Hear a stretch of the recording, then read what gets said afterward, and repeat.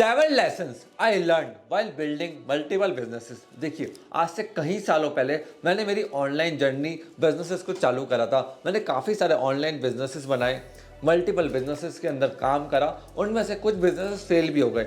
आज मैं आपको ऐसी 7 लर्निंग आपके साथ शेयर करने वाला हूँ। अगर आप एक एंटरप्रेन्योर है, स्टार्टअप फाउंडर है, बिजनेस ओनर है, ये 7 चीज़ें आपके बिजनेस के अंदर आपको काम आएंगी और कंपनी को बड़ा करने में काम आएंगी। सबसे पहला lesson, goals with a deadline. देखिए, आप में से काफ़ी सारे लोगों ने इंटरनेट के ऊपर सुना होगा, अपने गोल्स को डेडलाइन के साथ लिखो। सही बात है, गोल्स के साथ एक डेडलाइन होनी चाहिए, बट हमें क्या लगता है, अगर ये गोल्स इस डेडलाइन के ऊपर अचीव नहीं हुए, इसका मतलब हमें कंप्लीट फेलियर है, गोल्स अचीव हो ही नहीं सकते हैं। एक चीज़ का ध्यान रखना, कभी भी गोल्स की डेडलाइन आप डिसाइड नहीं करोगे। ये आपका काम, आपके एफर्ट्स और आपका समय तय करता है। कई बार आपके गोल्स जल्दी अचीव हो जाते हैं, कई बार वो टाइम पे अचीव नहीं होते हैं। इसका मतलब ये नहीं है आपने बहुत गलत गोल सेट करा है, कई बार उस गोल में टाइम ज़्यादा लगता है। आपको क्या देखनी, प्रोग्रेस। जिस दिन आपने काम को चालू करा था और जब आपने गोल की डेडलाइन बनाई थी, क्या उसके बीच में आपने प्रोग्रेस करा?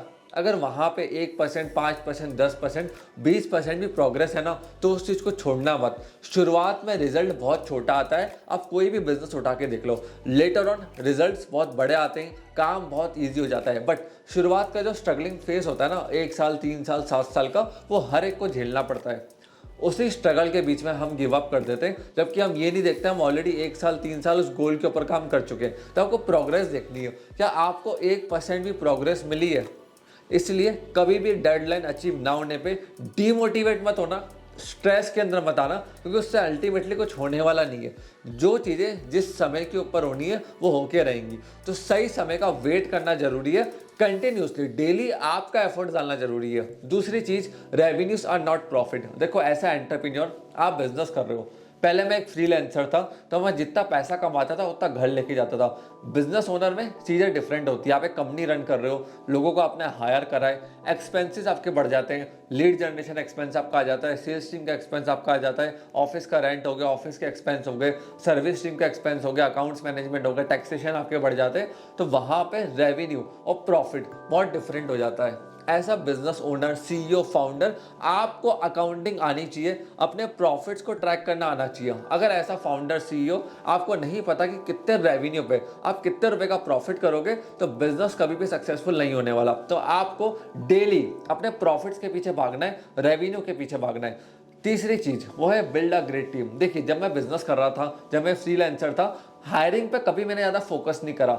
जितनी बड़ी कंपनी आप देखोगे, उनके पास उतनी अच्छी मैन पावर होती है। आपको अच्छे लोग चाहिए, इंस्पायर्ड लोग चाहिए, डेडिकेटेड लोग चाहिए, जिनको आप अच्छा इंसेंटिव दो, उनके गोल्स बनाओ, उनके OKR बनाओ, उनको टारगेट्स बताओ। अगर कोई भी आदमी या फिर लीडर आपकी कंपनी के अंदर टारगेट्स के ऊपर वर्क नहीं कर रहा है, आउटपुट नहीं दे रहा है, simply let them go. Retention उनकी बनाई जाती है जो आउटपुट ड्रिवन होते हैं, आपकी कंपनी को अच्छा आउटपुट दे रहे हैं, आपकी कंपनी को आगे लेकर जा रहे हैं। अगर लोग आउटपुट नहीं दे रहे, टारगेट के ऊपर काम नहीं कर पा रहे, तो रिटेंशन का कोई मतलब नहीं है ऐसे लोगों के बिजनेस के अंदर। सीधा उनको बिजनेस के बाहर जाने दो। अगर आपको लग रहा है यह आदमी आपका आउटपुट देगा, अच्छे से आपके बिजनेस के अंदर काम करेगा, अच्छा आपको ROI लाके देगा, तो डेफिनेटली उनके रिटेंशन की पॉलिसी बनाओ। तो आपको अच्छे लोग चाहिए जो आपको आउटपुट लाके दे सकें।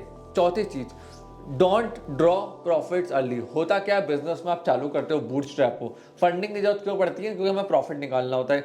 बूटस्ट्रैप बिजनेस फाउंडर्स अपना पैसा बिजनेस में कंटिन्यूसली री इन्वेस्ट करते हैं, जिससे वो फनल को बड़ा बना पाए। आपको अपने प्रॉफिट्स को टेक्नोलॉजी के अंदर इन्वेस्ट करना है, कैश मेकिंग असेट्स के अंदर इन्वेस्ट करना है, जिससे आपके बिजनेस का फनल बढ़ाओ और आप एक बड़ा बिजनेस बना पाओ। पांचवी चीज, sales is first in business. देखो, अगर आप लोग है ना अच्छा सॉफ्टवेयर बना सकते हो, प्रोडक्ट बना सकते हो, बेस्ट सर्विस प्रोवाइड कर सकते हो, बट आपको बेचना नहीं आता, तो कोई भी आपका प्रोडक्ट, सर्विस, टेक्नोलॉजी बाय नहीं करेगा। You are not into technology business, you are into tech selling business, service selling business, product selling business. इस चीज का ध्यान रखना। तो ऐसा सीईओ, फाउंडर, आपको सबसे पहले सेल्स आनी चाहिए कि धंधे में कैश कहां से आएगा, रेवेन्यू कहां से आएगा, सेल्स टीम हायर कैसे करनी है, सेल्स टीम बिल्ड कैसे करनी है, सेल्स टीम का इंसेंटिव कैसे बनेगा, लीड्स कैसे जनरेट होगी, बिजनेस में फनल कैसे बनते हैं। ये सारी चीजें एक सीईओ, फाउंडर को आनी चाहिए। सिक्स चीज, never hire people you are never going to empower. अगर आप ऐसे लोगों को हायर कर रहे हो जिनको आप कभी भी लीडरशिप का रोल नहीं दोगे तो ऐसे लोग बिजनेस के अंदर किलर्स होते हैं, आपका टाइम वेस्ट करेंगे। हायर स्मार्ट पीपल, जिनको आप स्ट्रॉन्ग और अच्छा इंसेंटिव दो, जिनके लिए आप रिटेंशन पॉलिसी बनाओ और जिनको आप बिजनेस लीड करने की अपॉर्चुनिटी दो। अगर आपको लग रहा है आपके बिजनेस में ऐसा कोई आदमी है जिसको आप कभी अपॉर्चुनिटी नहीं दोगे बिजनेस को लीड करने के लिए, तो उसको हायर करने का पॉइंट नहीं है। क्योंकि देखिए, ऐसा सीईओ फाउंडर, आपके जो अंडर में लोग होने चाहिए वो प्रोडक्टिव होने चाहिए, वो दूसरे लोगों को लीड कर सके, उनसे आउटपुट लेकर आ सके, ये क्वालिटी उनके अंदर होनी चाहिए। अगर ये क्वालिटी उन लोगों के अंदर नहीं है तो कभी भी आपका बिजनेस ग्रो नहीं होने वाला। तो लीडरशिप सबसे ज्यादा मस्ट है बिजनेस के अंदर। सातवीं चीज, प्लान योर डे। देखिए, ऐसा सीईओ और फाउंडर आपकी कंपनी में हर कोई आपको अप्रोच करेगा, right from clients, vendors, customers, your team. सबको चाहिए कि आप उनको रिस्पॉन्स करो, बट आप कर नहीं सकते। अगर आप डेली के सारे कामों के अंदर लग गए, हर चीज के अंदर लग गए, तो बिजनेस की ग्रोथ के ऊपर ध्यान क्यों देगा? क्योंकि वेंडर तो आएगा नहीं ग्रोथ करने, ना कस्टमर आएगा, ना क्लाइंट आएगा, ना आपकी टीम आएगी। अल्टीमेटली ग्रोथ की रिस्पॉन्सिबिलिटी, स्ट्रैटेजीज बनाना, ग्रोथ के लिए फंड्स को देखना, वो सारी जिम्मेदारी एक सीईओ की होती है। अब होता क्या है, आप जब इन सारे कामों में उलझ जाते हो ना, तो आप ग्रोथ के लिए नहीं सोच पाते हो। आप क्या कर सकते हो? बिफोर लंच सिर्फ आप ग्रोथ ओरिएंटेड काम करोगे, ग्रोथ ओरिएंटेड मीटिंग्स करोगे। लंच के बाद 4 घंटे में जितने भी लोगों को आपसे मीटिंग करनी है, सारे ऑपरेशंस की बात करनी है, वो आपसे आके कर सकते हैं। उससे होगा क्या, अगर आपके पास एक बहुत अच्छा प्लान है तो आप डेली अपने बिजनेस के ऊपर वर्क कर सकते हो और ग्रोथ की स्ट्रैटेजीज को बना सकते हो। तो ये 7 चीजें एक सीईओ फाउंडर के लिए बहुत ज्यादा जरूरी है। फ्रेंड्स, अगर आपको कंटेंट पसंद आया तो प्लीज इसको लाइक करना, चैनल को लाल कलर का बटन दबा के सब्सक्राइब करना, क्योंकि ऐसे काम की वंडरफुल इंफॉर्मेशन हम आपके लिए लेकर आते हैं, जिससे आप लोग अपने बिजनेस को आगे लेके जा पाए और हिंदुस्तान के अंदर अपने बिजनेस को स्केल कर पाए। आपने इस वीडियो को यहां तक देखा, हम लोगों को इतना सपोर्ट दिया, उसके लिए धन्यवाद।